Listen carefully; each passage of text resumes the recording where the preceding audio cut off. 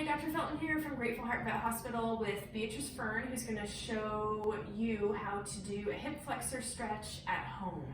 So one of the easiest ways to do a hip flexor stretch is to be laying on your side in a comfortable spot on a comfortable bed.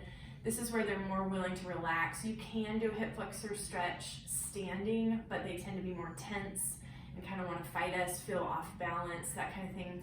So the hip flexor muscle originates in the lumbar spine, kind of on the bottom of the lumbar spine, and then attaches to the inside of the femur, really close to the hip joint. So it is a strap that lives in the body here. The way that we stretch it is to extend the hip back like this and internally rotate the stifle or the knee. That is a hip flexor stretch. Beatrice is pretty compliant about this right now because she isn't sore about her hip flexor. So there are a few tricks, a few ways you can talk dogs into doing this stretch a little more voluntarily than what I just showed you, where I literally just guided Beatrice's leg back and then rotated it.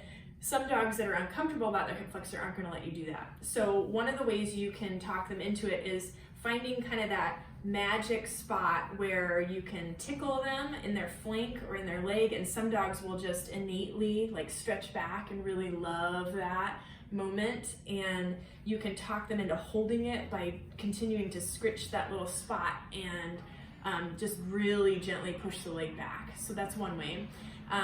And the other way is to spend some time massaging and massaging and massaging in this area and really warm them up first, just kneading all the lumbar area, the flank, and the front of the thigh here like this.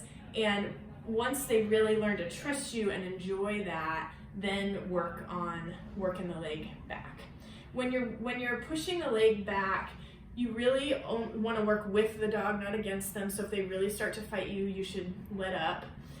You don't want to be lifting the leg into abduction like this and then pushing it back. And you don't really want to be pushing the leg down into adduction either. You want to be in that normal like walking plane of motion when you push the leg back. That's going to be most comfortable for them.